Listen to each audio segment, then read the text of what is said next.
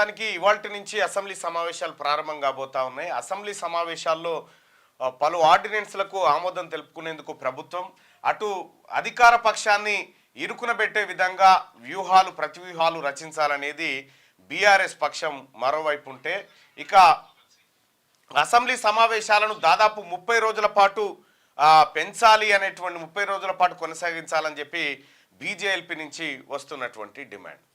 So మొత్తానికి మరి ఇక్కడ అసెంబ్లీ సమావేశాలు ఓ వైపు ఉంటే కేసీఆర్ గారు సభకు హాజరవుతారా కారా అనేటువంటి అంశం ప్రధానంగా నిన్న చర్చ జరిగినటువంటి అంశం. హరీష్ రావు గారు ఈ మాట అడిగితే ఏంటండి మరి వస్తున్నాడా మాజీ ముఖ్యమంత్రి గారు సభకు ప్రతిపక్ష నాయకుడు అంటే మీరే చూస్తారు కదా అన్నాడు తప్ప కానీ వస్తాడా రాదా అనేటువంటి మాట మాత్రం చెప్పలేదు. ఇక ఇది సమావేశాల్లో రెవెన్యూకి సంబంధించినటువంటి మ్యాటర్లు కానీ మున్సిపల్కి సంబంధించినటువంటి మ్యాటర్స్ కానీ చాలా వచ్చేటువంటి అవకాశం కనిపిస్తూ ఉంది. ఇవాళ సభ 10:30 ప్రారంభం కాబోతూ ఉంది.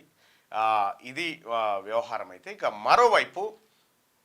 ఇంకోవైపు కాస్ట్ సెన్సస్ను పూర్తి చేసినటువంటి నేపథ్యంలో అసెంబ్లీలో దీనిపైన ఒక ప్రకటన ఉండేటువంటి అవకాశం కనిపిస్తూ ఉంది. మరి ప్రభుత్వం తరఫు నుంచి క్యాస్ట్ సెన్సస్ సంబంధించి దిగ్విజయంగా పూర్తి చేసినటువంటి నేపథ్యంలో ఈ క్యాస్ట్ సెన్సస్ ద్వారా ఏమేమి చేయబోతున్నారు అనేటువంటి అంశాలను కూడా ప్రభుత్వం సభ ముందు పెట్టేటువంటి అవకాశాలు కనిపిస్తూ ఉన్నాయి. క్యూ న్యూస్ ఛానల్లో పనిచేయటకు అనుభవం గల సీనియర్ వీడియో ఎడిటర్స్ కావాలను సంప్రదించవలసిన నెంబర్ 8688926084. qnewsads@gmail.com ను సంప్రదించండి. లైక్ చేయండి.